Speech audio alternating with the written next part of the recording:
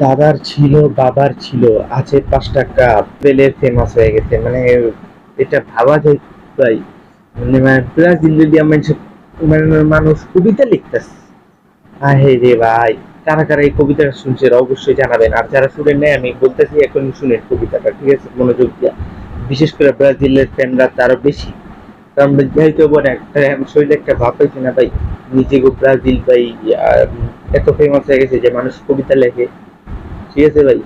এই কবিতারে আমরা ইচ্ছা মতো পোস্ট দিয়া ভাইরাল করে দিন ভাই। তো কবিতার নাম হচ্ছে ব্রাজিল, ঠিক আছে, লেখকের নাম মেনশন করা নাই।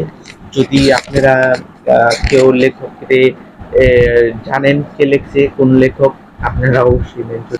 দাদার ছিল, বাবার ছিল, আছে ৫ টাকা, তার নাতিপুতি এখন গল্প করে, দেখায় অজুহাত, হেক্সা কমপ্লিট করতে গিয়ে খায় সেবে না,